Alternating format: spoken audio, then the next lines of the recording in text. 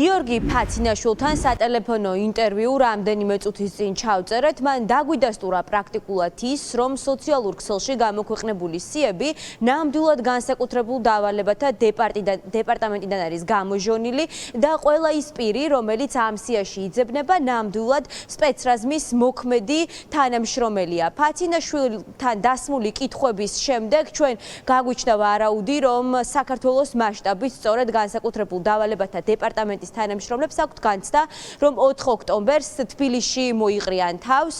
ფაცინაშვილი ამბობს, რომ ჯერჯერობით ის არ გაუფრთხილებია, თუმცა აქვს მოლოდინი, რომ გორიდან 4 ოქტომბრისთვის ჩამოვა თავადაც და რადგან ის მძღოლია, სავარაუდოდ სწორედ გორელ სპეცრაზმელებსაც თბილისში, დედაქალაქში ჩამოიყვანს. რამდენიმე წუთის წინ ასევე მოვახერხეთ იდენტიფიცირება კიდევ ერთი სპეცრაზმელის, ეს არის ვასილ კეკელიძე და არსებული ინფორმაციით ის ქართული ოცნების დეპუტატის ვასილ ჩიკოგიძის აპარატის ხელმძღვანელის ძმა არის. ჩვენ ვცდილობდით კეკელიძესთან დაკავშირებას, თუმცა ის ჯერჯერობით პირველების ზარებს არ პასუხობს.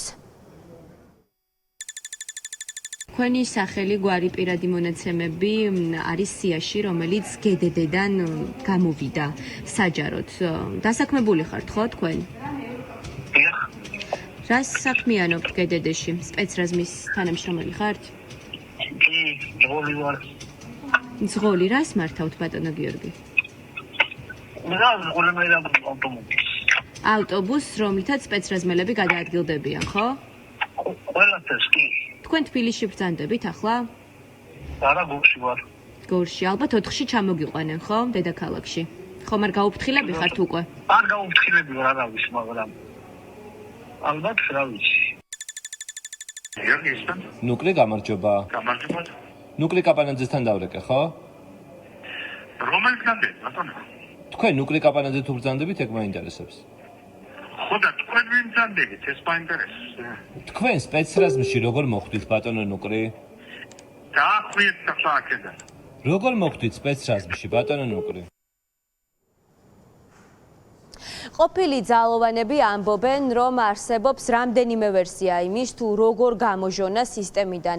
აღნიშნულმა სიებმა, რომელიც წესით მკაცრად გასაიდუმლოებული უნდა იყოს, ერთ-ერთი ვერსიით, სწორედ ქართული ოცნება არის ის ძალა, რომელიც საკუთარი ძალოვანი უწყების თანამშრომლების სახელებს და გვარებს ასაჯაროებს და ამას კონკრეტული მიზანი აქვს. მათ ძალიან კარგად იციან რა ხდება სისტემაში, რომ უამრავ თანამშრომელს აღარ უნდა ხელი აღმართოს საკუთარ თანამოქალაქეებზე და მშვიდობიანი დემონსტრანტების წინააღმდეგ, სწორედ ამიტომ ისინი მაქსიმალურად იზღვევენ თავს, რომ მნიშვნელოვანი თარიღის წინ სპეცრაზმში რღვევა არ დაიწყოს, ადამიანები არ წავიდნენ სამსახურიდან და უარი არ თქვან საკუთარი მოვალეობის შესრულებაზე და ერთგვარ შანტაჟათაც კი შეაფასეს ყოფილმა ძალოვანებმა სიების გასაჯაროება, სწორედ ახლა ამ თარიღის, მნიშვნელოვანი თარიღის წინ, თუმცა არსებობს მეორე ვერსიაც, რომ განსაკუთრებულ დავალებათა დეპარტამენტში არსებობენ სწორედ ის ადამიანები, რომლებსაც აღარ უნდათ უკანონო დავალებების შესრულება და ამიტომ სიები და სხვა მნიშვნელოვანი ინფორმაცია შიდა უწყებებიდან სწორედ თავად გამოაქვთ.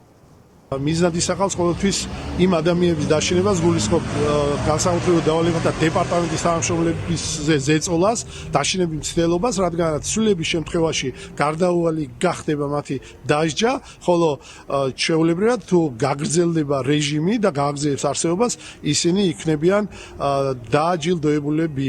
აქედან გამომდინარე, პირველ რიგში შეიძლება იყოს ინსტრუმენტი, ასეთი მეთოდი, დაშინების მცდელობა იყოს ინსტრუმენტი ხელისუფლების ხელში, რომ გააგებინონ ასეთ ადამიანებს, რომლებშიც არის, მოდი ვაღიაროთ, რომ არის ოპოზიციური სიმპათიები და არის რეალობის ადეკვატური აღქმა.